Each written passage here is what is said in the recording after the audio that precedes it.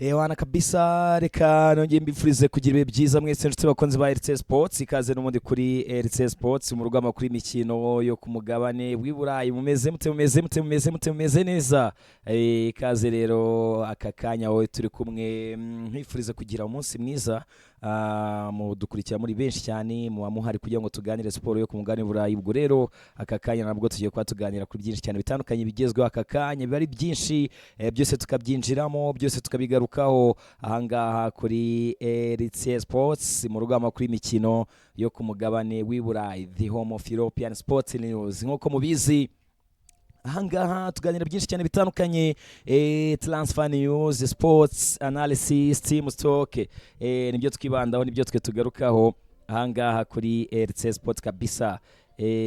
Byiburayi byonyine nibyo twe twiganirira ahangaha. Hanyuma bwo ndagenda mbasuhuza, ndagenda mbaha ikaze in this evening kabisa.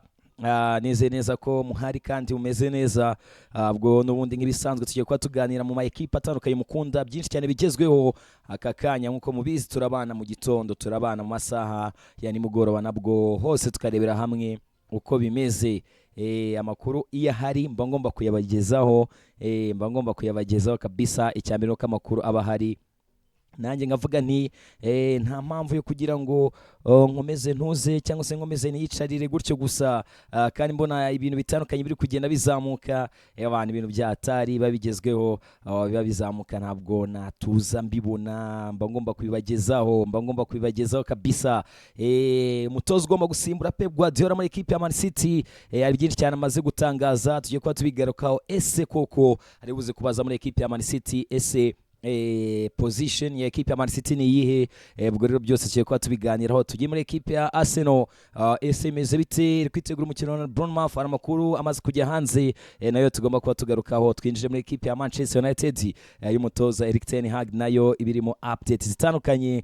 Of course equipe ya Chelsea ntabwo twayisiga, nayo tugomba kwiganiraho. The Blues y'umutoza Enzo Maresca, nkuko mubizi bundi ku munsi wo kuwa kane mu gihugu cy'Ubwongereza cyangwa se muri area y'amashampiyona yo ku mugabane w'Uburayi, kuko baba expectinga ko umukino wa mbere ushobora gukinwa ku wa gatanu, nuvuga ngo ku wa kane nibwo haba icyo twita za press conference cyangwa se sometimes no ku munsi wo kuwa gatatu, kugira ngo abatoza bagire byinshi cyane batangaza, bavuge kuri team news, bavuge uko biteguye imikino ndetse n'ibindi bibazo bitandukanye abanyamakuru baba bifuza kuba bababaza, byose nyine babigarukaho uyu munsi. Niyo mpamvu rero byumvikana ko ni byinshi cyane byose tugiye kuba twinjiramo ahangaha. Nguha ikaze rero wowe wakoze subscribe. Birumvikana ko no mu gihugu cya Espagne ariyo byinshi. Kylian Mbappé yahabwaga igihembo nk'umukinnyi mwiza kwezi muri equipe ya Real Madrid.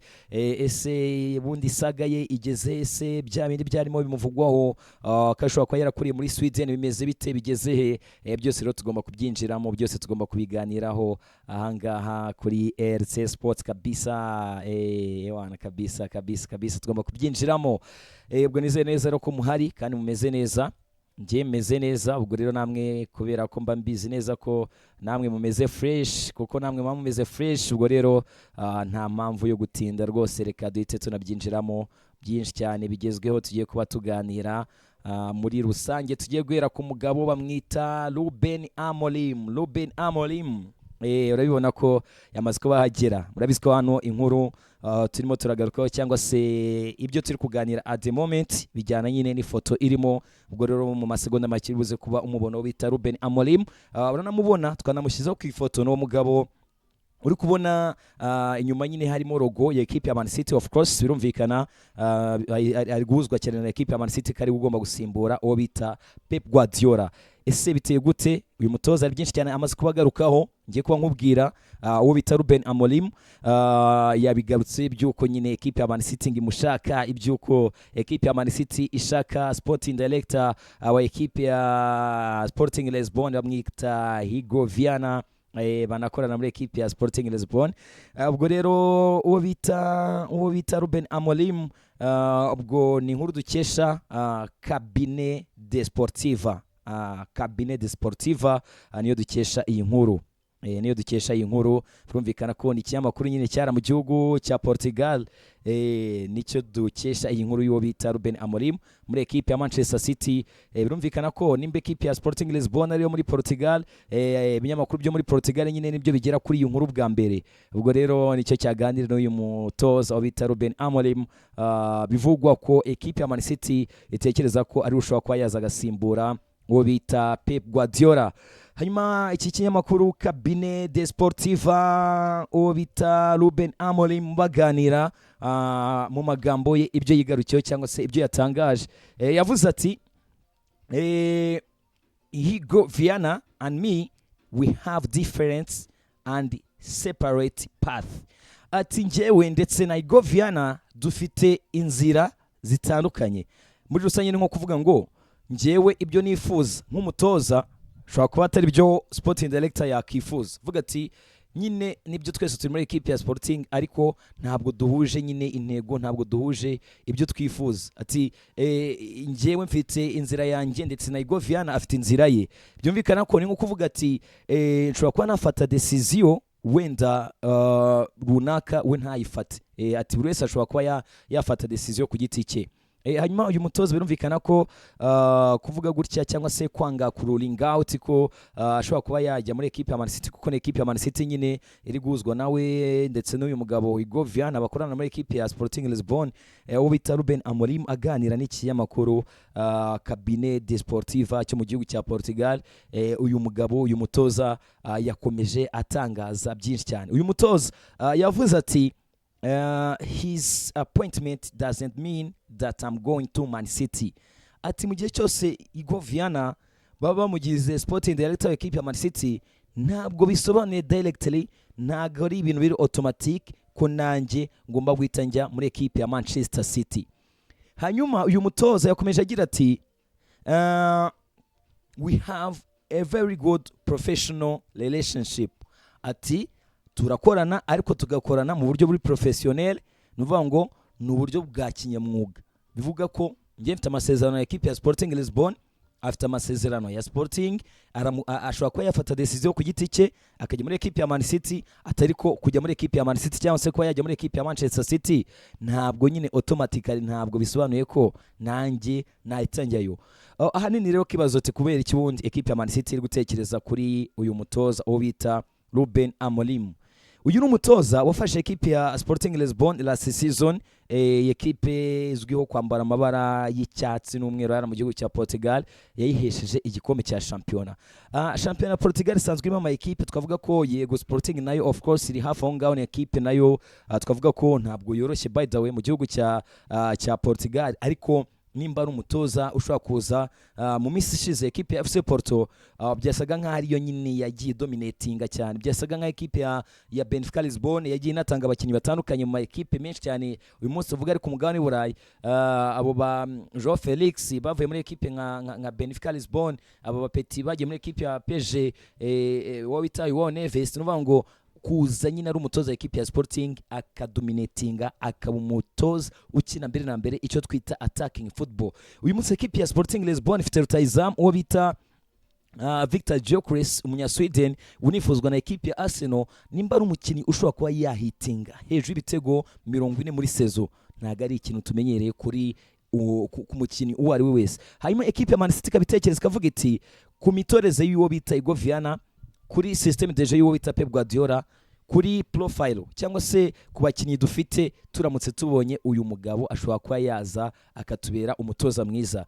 Uyu mugabo rero we aravuga ko icyemezo wenda Higo Viana yafata, avuga ati icyemezo yafata ntago bivuga ko nanjye ari cyo cyemezo nyine nafata. Ati tubana mu buryo buri professionnel, ati bashobora kujya muri equipe ya Man City of course, kuko amakuru anahari nuko we ngari interested ni job ya equipe ya Man City cyangwa se akakaza equipe ya City shaka kumuha, we ngo yagafata cyane uwo bita Higo Viana. Ari n'amakuru avuga ko equipe ya Man City yamaze kumugeraho by the way, kuko impamvu yagomba kumugeraho Oitachiki Begristine we yamaze kuba amenyesha equipe ya Man City ko agomba kugenda next season cyangwa se umwaka utagomba kwigendera bita Chiki. Hanyuma equipe ya Man City nyine yayisigera ko bita uyu mugabo Hugo Viana, hanyuma baraganira ndetse ngo baricinga agreement baranumvikana, ariko uyu mutoza we Ruben Amorim uvugwaho kuba yajya gusimbura Pep Guardiola muri equipe ya Man City warakubwira ati at the moment aka kanya ngewe mbana neza cyane na Hugo Viana, ariko icyemezo yafata ntabwo ari cyo cyemezo byabivuze ko nanjye nafata,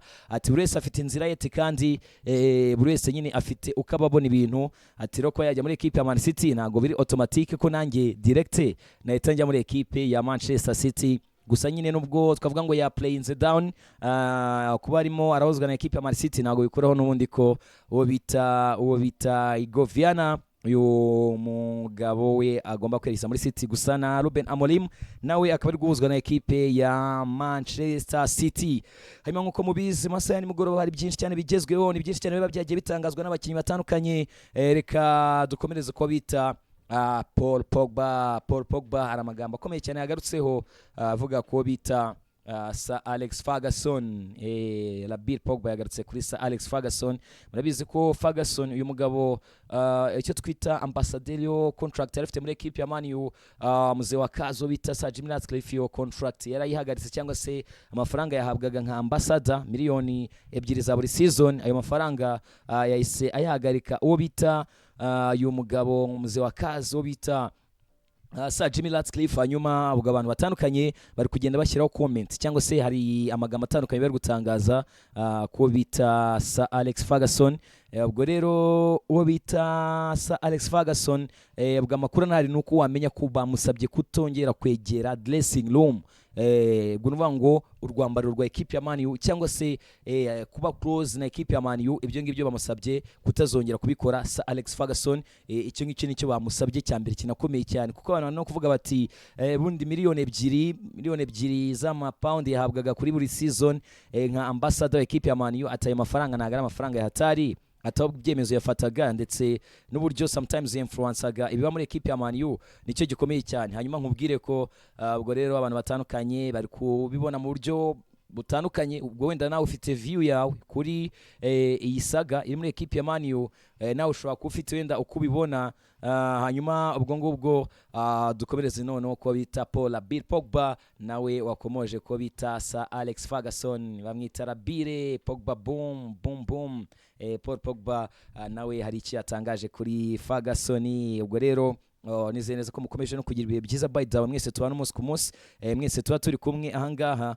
Ndabizi ko muhari kandi mutegereje aya makuru, nanjye ngavuga nti ngomba gukora ibishoboka byose nkayabagezaho tukabyinjiramo byose tukabiganiraho. Ubwo rero ibitekerezo byandagenda bigaruka. Wamwita Uwiragiye Boniface ati salama bro, utubwira avugwa muri Arsenal. Hanyuma ubita Nzey Emi ati hello papa wanje ndakwemera peace nukuri nkukunda kubi nkunda gukurikirana ibiganiro byawe aya masaha kuko mba nsoje shift ubu ndi kuruhuka nkuteze yombi komerezaho kabisa ndakwemera Imana ikurinde. Merci beaucoup Nzey Emi. Aya masaha urabizi ko mba mpari tuba tugomba kuba twarebera hamwe amakuru abagezweho menshi cyane ku mugabane burayi. Hanyuma turi kuri Paul Pogba Bill, uyu nguyu yagarutse nawe ko bita Sir Alex Ferguson uyu mugabo watoje equipe ya Man U, uyu mutoza wanyuze muri equipe ya Man U, yageze muri Man ifite ibikombe 7 ayivamo ayihesheje ibikombe we ku giti cye 38. Nuvuga ngo icyo gihe yasanze equipe ya Liverpool yaradominatinze championnat y'Ubwongereza yari ifite ibikombe byinshi, ariko Sir Alex Ferguson akigera muri equipe ya Man U, equipe ya Man U uyu munsi murabizi ko irarusha ibikombe equipe ya Liverpool. Abantu bakavuga bati ese kubera iki iyo respect, ese kubera iki Sir Jimmy Ratcliffe nta gihe cy'umwaka aramara muri equipe ya Man U ni gutazagahita afata ibyemezo nk'ibi ngibi. Bamwe bari kuvuga ngo ni decision cyangwa se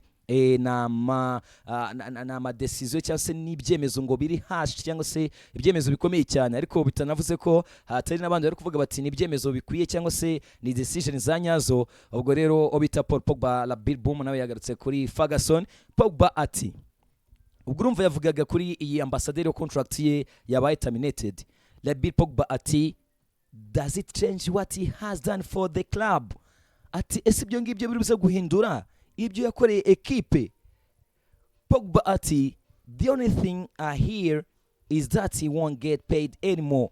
ati icyo numvise kiri kuvuga nuko batazakomeza kumwishyura, batazakomeza kumuha amafaranga. Rabir Pogba aganira na Sky Sport ati Sir Alex Ferguson will still be Sir Alex Ferguson forever. Ati Ferguson azakomeza kuba Ferguson iteka ryose. Ati nta kiribuze kumuhindura, nta kiribuze guhinduka. Ni umugabo w'amateka, ni umugabo wakoze record, ni umugabo nyine ni icon wa equipe ya Man U, ni legend, he's a living legend.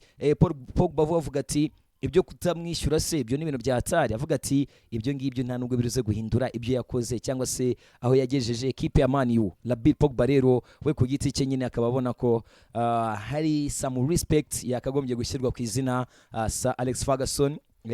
Ferguson rwose abantu bari kubibona mu buryo butandukanye, mugo wenda nawe ufite view yawe cyangwa se ufite kubibona ndetse no kubyumva. Gusa Paul Pogba warakubwira ati rwose Ferguson kuba ngo wavuga ngo ntabwo uri buze ngo kumwishyura, ati ntabwo bikuraho ibyo yakoreye equipe ya Manchester United kabisa. Kandi of course ni ibintu byumvikana, ni ibintu byumvikana cyane ewana kabisa. Hanyuma bwo nizeye neza ko mukomeje kugubwa neza mwese muri hose hagiye hatandukanye. Nizere ko gahunda zanyu zitandukanye ziri kugenda neza. Mwese mukurikira RC Sports mu rugamba kuri imikino yo ku mugabane w'Uburayi, the home of European Sport News. Byinshi cyane byose tugenda tuganiraho umunsi ku munsi, haba transfer, haba amakuru, sports analysis, haba team talk, byose twinjira mu munsi ku munsi hano kuri RC Sport. Les amis, mumeze neza, gahunda zanyu ziri kugenda neza. Ubwo nizere neza ko gahunda zanyu zimeze fresh kabisa, biri kugenda neza cyane mwese aho muri. Hanyuma muvandimwe bamwita Kobula. Okay, ngo ni Kobula.